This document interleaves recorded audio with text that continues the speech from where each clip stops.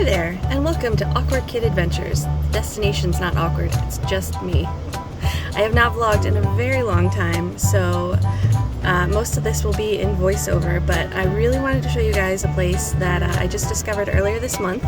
It's called Silver Glen Springs. It's in Ocala National Forest in Florida, Central Florida. It's about a little under 2 hours north of Disney World, so if you want to take a road trip away from the theme parks, which I highly recommend, even though the theme parks are a lot of fun, I recommend you come up here. So I'd like to show you around a little bit. So let's go. Now, I don't know about the rest of you, but I am an anxious kid, and part of that means I need to know how everything works. That goes from something as serious as a dental procedure to something as fun as this. I still get anxious about not knowing what to expect. And that's kind of what I'm hoping to do on this channel, in case any of you happen to be the same way. I want to give you as much information as I can so you'll already know what to expect before you get there. Which takes me to the gate. I don't actually know how this was pre-COVID, but as of right now, when you turn into the entrance, you just drive up a few more feet and there'll be a booth with a park ranger there. Costs as of the time of filming this were $7 plus tax per person, which came out to be $7.49, and that's on weekdays. And on weekends, it's $10 plus tax per person. You can pay with a card there, I am told, but I just bring cash every time. It's just easier for me. Okay, so after you come up that drive there, you're going to park up here, and then just for some wayfinding, you've got some trash cans there. This is the general store right here, which is currently closed as of the time of filming this. There are 2 changing rooms over there. There are no bathrooms in those changing rooms, just so you know. I have seen people thinking those are bathrooms. It's just a bench inside. If you need to use the bathroom, unfortunately, this is the only choice you've got. Which, as any of you know who have used a porta potty, it is not pleasant. But when you have to go, you kind of take what you can get. There are actually 2 ways down to the springs. If you look over there, that's one entrance. It has a little meandering path that sort of goes down. This one right here goes by the general store, and that will lead you also directly down. So let's come over here.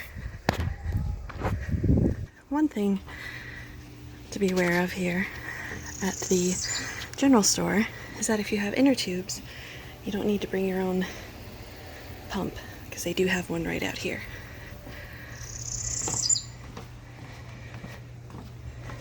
Now, if this place was open, you would also be able to get ice. However, I'm not entirely sure when they're planning on opening again. So, just so you know, if you're bringing a cooler, you gotta bring your own ice too. Anyway, now that we've gotten this part out of the way, let's continue. So now that we've gotten that out of the way, let's talk about all the other amenities that the area has. After taking either of the 2 paths from the parking lot, you've got your pick of 4 different picnic areas. There are over 50 of them scattered around and about 30 charcoal grills, although depending on what time you get here is going to make the difference as to how much choice you have.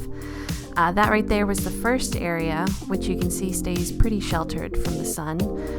The second area is shaded in morning hours, but by afternoon has really small protection from the sun.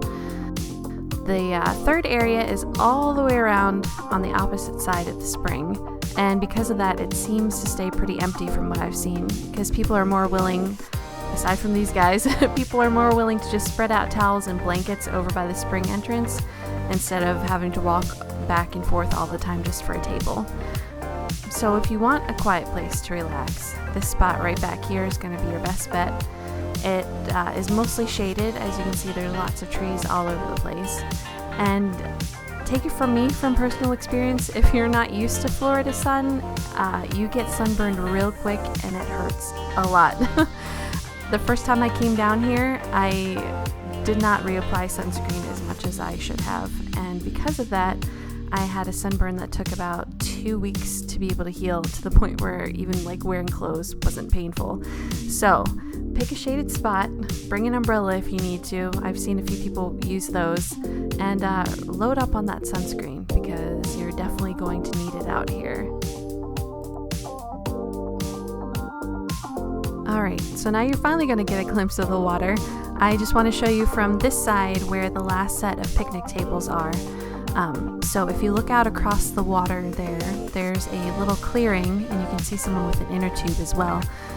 Thank you, past me. Very helpful. That is where the other set of picnic tables are. So if you pretend we just run all the way around the spring back to the entrance, here is where the last set of tables and grills are. There is a trash can a little bit here, center left. If you look off to the right, that is the ramp that leads into the water. There are a couple people playing volleyball in this shot, but you won't see them in this one. However, there is a sand volleyball court here if you want to bring a ball and some friends along. As you can see, there are a lot more people occupying this space. It's just easier to get into the water, so that's where everybody wants to be. They will also put blankets on the ground, as you saw there. But you do, on this side at least, have to be aware of these guys. And also these guys. These guys, I think, are the worst. They will go right into your stuff and pluck things out. And you can chase them off, but they will be right back as soon as you turn away from them again. And then there is this guy who definitely tried to steal my lunch and take it back into the woods with him. A family had to chase him off, but I couldn't be too mad at him. He was pretty cute. But you do need to keep your things very well sealed because these guys will not hesitate to steal from you. So from that picnic area, if we come over here, you can actually normally rent canoes, as you see here. However, none of the times I've been here has it been open, and I think that's probably because of COVID. But you can bring your own kayaks. There is a ramp here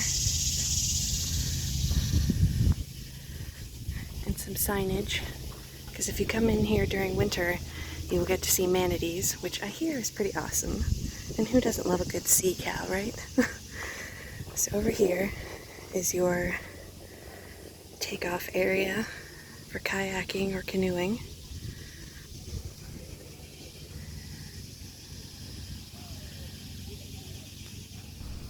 Voice over me again.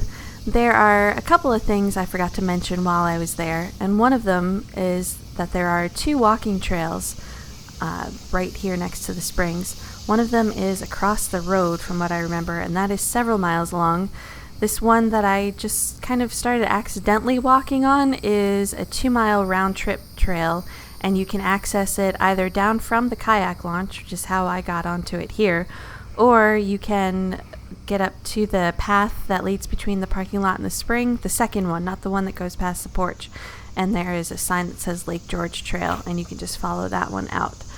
I wanted to bring this up, not just so that you know that there are trails there in case you want to go walking, but I think people that haven't been outside of the theme parks, and this goes for me up until about last year, but if you haven't been outside of civilization, let's just say, you don't really realize how prehistoric Florida looks. It's very, if you've been there, you know that it's very humid. It's very tropical feeling in the summer, but seeing all this vegetation, I have to say the first time that I went out on a wilderness trail when I came out here, I was just absolutely blown away by how much it looks like you've walked into the dinosaur age, and I just think that's absolutely amazing. Now, this site in particular, I just learned recently, is actually also an archaeological site, and if you start on the other trail, you will start out near an ancient native village. Around the springs itself, the bottom has all these little snail shells, and the banks are also just almost complete snail shells, and I was wondering what that was. And it turns out it's just a trash heap, an ancient trash heap. It was there from millions of natives over thousands of years, just eating the snails and tossing the shells aside, and this is what happened. So I really encourage you to, even if you don't come up to this spring, to get away from civilization and just look and see how absolutely, again, prehistoric this place looks. The one thing I will tell you, though, is that there are lots of bugs out here, which leads me to more of my Shy Kid narration. I'm filming this on my third time out here. It's taken me a very long time to get this video out because I'm a perfectionist to a degree, and I keep thinking, oh, this isn't good enough, I need to refilm it. So there's like a big hole in the bottom of that tree. Anyway, bug spray, because mosquitoes, if you've been to Florida at all, you know mosquitoes are nuts, and they will follow you and they will eat you until there's nothing left. So make sure that when you come out here that you bring mosquito repellent. Not so much if you're going to stay in the water, but if you're going to be, oh my god, what is that? Sorry. If I have to see it, you have to see it. There's a giant spider web right there.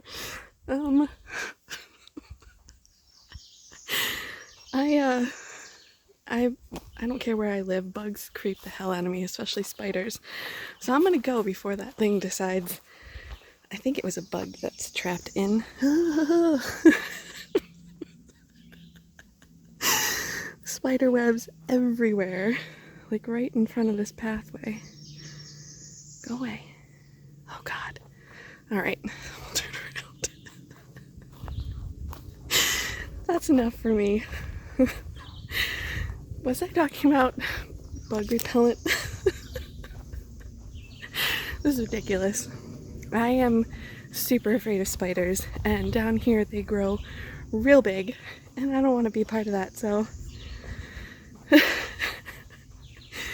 the perils of not having many people come down here, like through this path, is that the spiders can build their net or build their webs like all the way across, and there's nobody to break through them, and I don't want to be that person, so I'm gonna come back. But anyway, yeah. Bring some mosquito repellent. I can't help you with the spiders. And now for something completely different. Okay, so enough of that. Here we go. Silver Glen is one of 33 first magnitude springs in Florida and pumps out around 65 million gallons of water per day. The water stays at 72 degrees year-round, primarily coming from a spring boil called the natural well. The pressure from this boil is great enough that if you look at the water from the surface, you can see the current bubbling up and rippling out from that spot.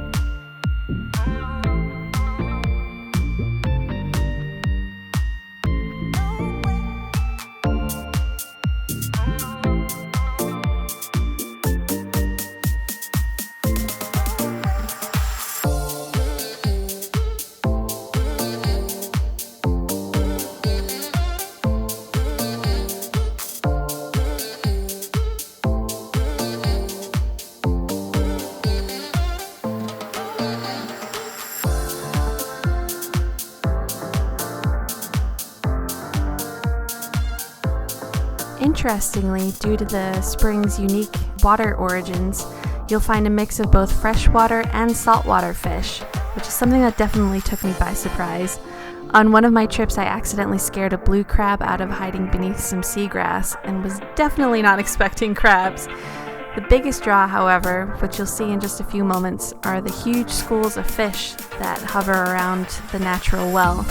If you get there when it's not busy, you'll see them swimming all over the spring, and they often will jump out of the water.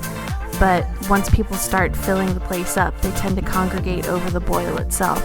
So for that reason, I definitely recommend bringing your goggles and snorkel gear, because it's an absolutely magnificent experience. You'll see people swimming over and into the fish schools all day long. I do also recommend bringing some swim shoes, because the floor of the spring is comprised of limestone and broken shells, so it's a little bit hard on feet.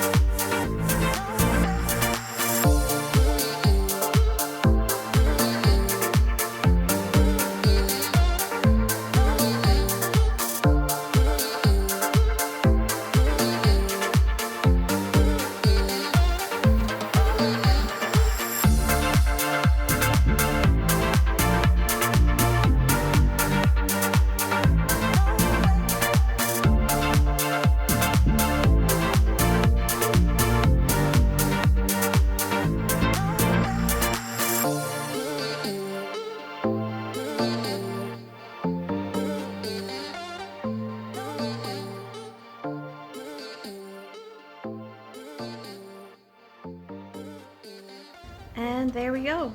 It was a lot busier today than it was earlier in the month, but it is also coming up on Memorial Day in just a few days, which is the unofficial start of summer, so I expect it's probably going to get a lot busier from here.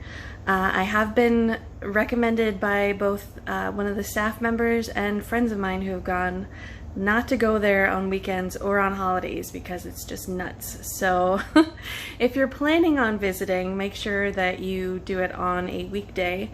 I prefer getting there really early in the morning. They open at 8 and there's usually very few people there, so you kind of get to come down and see everything all peaceful and quiet.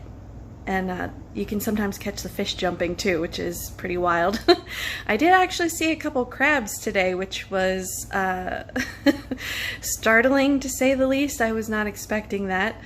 But yeah, it was a very good time today. So I hope that you guys are able to make it down here at some point and check it out for yourselves. I really do think that you'll enjoy it. And thanks for coming along with me on my awkward adventure. So I will see you guys next time for yet another one. Thanks.